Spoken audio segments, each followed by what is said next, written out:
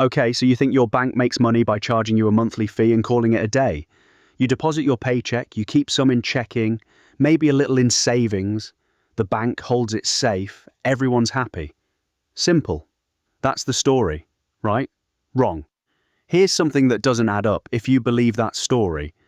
Your bank is probably paying you close to nothing on that deposit, somewhere around a fraction of a percent, while turning around and lending that same money out to someone else at rates 5, 10, sometimes 15 times higher. And that's just the part of the business you can actually see. Underneath it, there's something most people never learn in school and rarely learn anywhere else. When your bank issues a loan, it isn't simply handing out money that other customers deposited. In a very real sense, it's creating new money on the spot, a mechanic so counterintuitive that most people who've had a bank account their entire lives have never once had it explained to them, all running quietly behind a debit card and a mobile app. By the end of this video, you'll understand exactly what they are, how they work together, and why the checking account you think is free is actually one of the most profitable relationships your bank has with you. Let's start with the engine that generates more revenue for most banks than everything else on this list combined. The interest spread, technically, called the net interest margin. Here's the mechanic in plain terms. You deposit money into a savings account, and your bank pays you interest on it, often a token amount, sometimes close to zero. That deposit doesn't just sit in a vault. Credit card balances all issued to other customers at meaningfully higher interest rates. The gap between what the bank pays you and what it charges borrowers is the spread. And for most banks, it typically runs somewhere in the range of 3 to 5%, moving up and down with the broader interest rate environment. When rates rise, banks tend to raise what they charge borrowers faster than what they pay depositors, widening that gap. When rates fall, the opposite happens, and that spread gets squeezed. Either way, this singular mechanic, quietly profiting off the difference between what you're paid and what someone else is charged, is the foundation the entire retail banking business is built on. There's a detail inside this first engine worth sitting with a little longer, because it explains why banks care so much about the mix of accounts you hold, not just the total balance. $1 sitting in a checking account earning you essentially nothing is more profitable to the bank than $1 sitting in a high-yield savings account, because the spread on the checking dollar is wider. This is exactly why banks make it so easy to open a checking account and comparatively more effortful to move your money into something that actually pays you a competitive rate.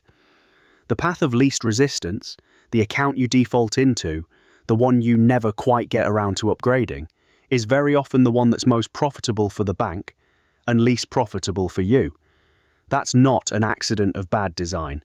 It's an incentive working exactly as intended. The second engine is the one that generates the most quiet resentment because it's the one people actually notice. Fees. Monthly maintenance fees for simply keeping an account open below a certain balance. Overdraft fees charged when you spend more than what's actually in your account, sometimes triggering multiple separate charges in a single day if several transactions post before you notice. Fees for using another bank's ATM. Fees for wiring money. Insufficient funds fees, charged when a payment bounces entirely. None of these require the bank to take on any lending risk at all. They're pure, direct revenue, charged for the basic mechanics of moving or holding your own money, and for a lot of regional and community banks, this fee income is what keeps the business profitable in years when interest rate conditions compress the lending spread we just talked about. What makes this engine particularly interesting is how concentrated it tends to be. A large share of total overdraft revenue across the entire banking industry historically comes from a relatively small percentage of account holders, people living close enough to zero balance that an overdraft becomes a recurring, almost predictable event rather than a rare mistake. For that group, this isn't an occasional inconvenience. It's a structural, repeating cost, quietly extracted from exactly the customers who can least afford it, which is precisely why this particular fee has drawn so much regulatory scrutiny over the years, even as it remains a meaningful line item on plenty of bank income statements. The third engine is the one almost nobody thinks about, even though it happens every single time they tap a card: interchange fees. When you buy something with a debit or credit card, the merchant's bank pays a small fee to your bank for processing that transaction, a fee baked quietly into the price of nearly everything you buy. It's typically a small flat amount plus a percentage of the purchase, and it adds up to one of the largest revenue sources in banking that the average customer has never even heard of. Here's what makes this one genuinely interesting. It's also the mechanism that funds those premium credit card rewards programs you might actually like, the cashback, the travel points, the sign-up bonuses. Your bank isn't paying for those out of generosity. It's funding them directly from the fees it collects every time you or anyone else swipes a card, which means the rewards program you think of as a perk is really just the bank sharing back a slice of a revenue stream it was always going to collect anyway. There's a subtler wrinkle inside interchange worth understanding too, because it explains why merchants sometimes push you toward one payment method over another. Interchange rates aren't flat across every kind of card.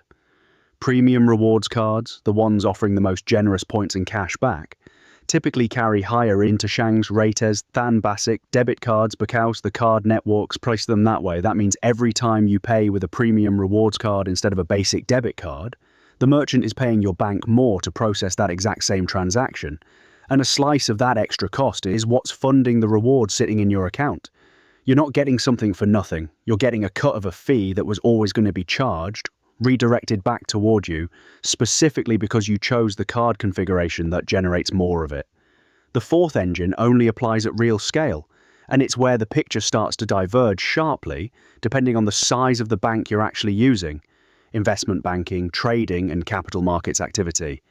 Underwriting new stock and bond offerings, advising companies on mergers and acquisitions, running trading desks that profit off the daily movement of markets. A small community bank down the street has essentially none of this. A large money center bank, the kind with a name you'd recognize instantly, can generate close to half of its total revenue from this category alone, completely separate from anything resembling a savings account or a mortgage. This is why comparing a small local bank to a banking giant on the exact same terms doesn't really make sense. They're not fully the same business anymore. One is fundamentally a lending and deposit institution.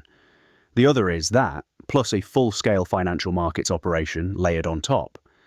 This divergence matters more than it might first appear, because it changes what actually drives profitability at each type of institution. A small community bank's fortunes rise and fall almost entirely with the interest rate environment and the local economy it lends into. A large money center bank has a genuine hedge against that, because a bad year for lending margins can be partially offset by a strong year for trading revenue or a wave of merger activity generating advisory fees. That's part of why the biggest banks in the country tend to weather interest rate cycles more smoothly than smaller regional players. Not because they're necessarily better managed, but because they're running a fundamentally more diversified business underneath the same basic checking account you might have at either one. The fifth engine is wealth management and trust services. Quieter than trading, but remarkably durable. Banks manage investment portfolios for wealthier clients, charge a percentage fee based on the total assets under management, and provide trust and estate services for families passing money across generations. Unlike lending, this revenue doesn't really depend on interest rates moving in the bank's favor. It scales with how much wealth clients bring in the door and how well the bank keeps that relationship over decades, often across an entire family for multiple generations, which makes it one of the stickiest, most predictable revenue lines a bank can build. A client who trusts a bank with their estate planning isn't shopping around every year for a marginally better rate. They're locked into a relationship that can easily outlast the client themselves, passed down to children and grandchildren who never even had to choose the institution in the first place. Here's what ties all five of these together, and it's worth sitting with for a second, because it explains something genuinely strange about how banking actually works underneath the surface. Every single one of these engines depends on the same foundational mechanic we mentioned at the start. Banks don't simply store your money and lend out exactly what's sitting in the vault. Under what's called fractional reserve banking, a bank is only required to hold a fraction of deposits in reserve, and the lending it does against those deposits functions, in practice, as the creation of new money entering the economy. That's not a conspiracy theory or a fringe idea. It's the literal mechanical foundation of how modern banking works, taught in economics textbooks, and it's the reason a relatively modest base of deposits can support a much larger volume of loans, credit cards, and mortgages sitting on top of it. Every engine we just walk through, the interest spread, the fees, the interchange, the trading desks, the wealth management, all of it sits on top of that same foundational trick. Money that behaves like it's simply being moved around is, in a meaningful sense, being created. And here's the part worth genuinely sitting with as we wrap this up. None of these 5 engines are hidden because they're illegal or improper. They're hidden because they're boring, buried in disclosures nobody reads, structured in ways that never require your active attention. You don't get a notification explaining your bank's net interest margin. You just see a balance that grows painfully slowly while somewhere else, on someone else's loan, that same underlying capital is growing considerably faster. Understanding these 5 mechanics doesn't mean your bank is doing anything wrong. It means you finally understand the actual business relationship you've been in the entire time you thought you were just keeping your money safe. So here's what you're actually looking at. The next time you open your banking app to check a balance. Not a business that stores your money and charges you a small fee for the privilege. 5 interlocking engines, the interest spread, fees, interchange, capital markets activity, and wealth management, quietly running behind every deposit, every swipe, and every loan, funded in large part by a mechanism most account holders never learn exists. That's not a bank holding your money, that's a business using your money to make considerably more money, most of which was never going to end up back in your account. If this changed how you think about the account you check every single day, that's exactly what this channel is here for. Pulling apart the hidden machines behind the businesses everyone thinks they already understand. If you got something out of this, drop a like. It genuinely helps this reach more people asking the same questions. And let me know in the comments, which of these 5 engines surprised you the most? Subscribe if you're not already, because we're breaking down another one just like this next time. See you in the next one.